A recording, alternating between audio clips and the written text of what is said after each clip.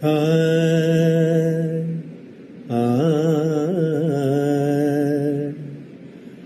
ആ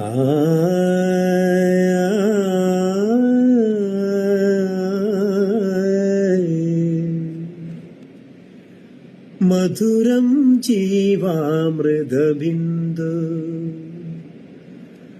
മധുരം ജീവാമൃതബിന്ദു മധുരം ജീവാമൃതബിന്ദു ഹൃദയം പാടും ലയസിന്ധു മധുരം ജീവാമൃതബിന്ദു. കലാഭവൻ നവാസിനെ കുറിച്ച് സംസാരിച്ച് വികാരാധീനനായി ഭാര്യാപിതാവും നാടക പ്രവർത്തകനുമായ കൊച്ചിൻ ഹസനാർ. കലാഭവൻ നവാസ് രചനയും സംവിധാനവും നിർവഹിച്ച നാടകത്തിൻ്റെ അവതരണ വേദിയിലായിരുന്നു വികാരനിർഭരമായ രംഗങ്ങൾ അരങ്ങേറിയത്. നവാസ് അവസാനമായി അഭിനയിച്ച സിനിമയെക്കുറിച്ച് പരാമർശിച്ച് സംസാരിക്കുന്നതിനിടയിൽ കൊച്ചിൻ ഹസനാരുടെ വാക്കുകൾ ഇടറി. എനിക്ക് 2 പെൺമക്കളാണ്. അതിൽ ഇളയ ആളാണ് രഹ്ന. എൻ്റെ 2 മക്കളും മരുമക്കളാണ്. വീട്ടിലേക്ക് വന്നു കയറിയ പുത്രന്മാർ 2 പേരും നല്ല പുത്രന്മാരായിരുന്നു. 22 വർഷമായി എൻ്റെ കൂടെ ആയിരുന്നു എൻ്റെ മരുമോനല്ലായിരുന്നു, മകനായിരുന്നു. എല്ലാം അറിഞ്ഞു ചെയ്യുന്ന ആളായിരുന്നു. ഇതുവരെ ഒരാളെ പറ്റി പോലും മോശം പറഞ്ഞിട്ടില്ല. നവാസ് നീറ്റിൽ തന്നുപോയി. പുതിയ നാടകം എഴുതിക്കൊണ്ടിരിക്കുകയായിരുന്നു. 12 പേജോളം എഴുതി. എന്നോട് കഥ പറഞ്ഞു തന്നു. ഇപ്പോൾ ചെയ്തുകൊണ്ടിരിക്കുന്ന നാടകം മാറ്റി ഇത് ചെയ്യാമെന്ന് പറഞ്ഞു. ഹസനാരുടെ വാക്കുകൾ ഇടറി.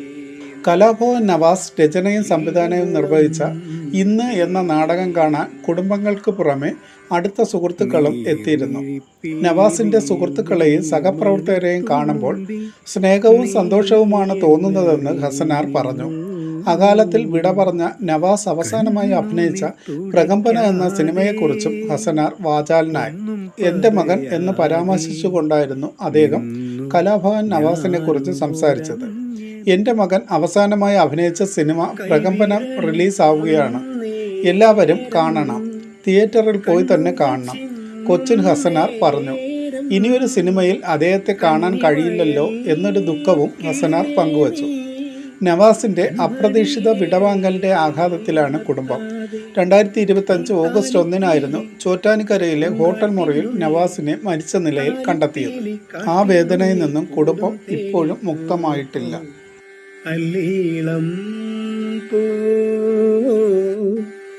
ഇല്ലിമുളം തേനു തെങ്ങിളനീരു തിനമൃദു മണ്ണിൽ വിരിഞ്ഞ നിലാവു. അല്ലീളം പോ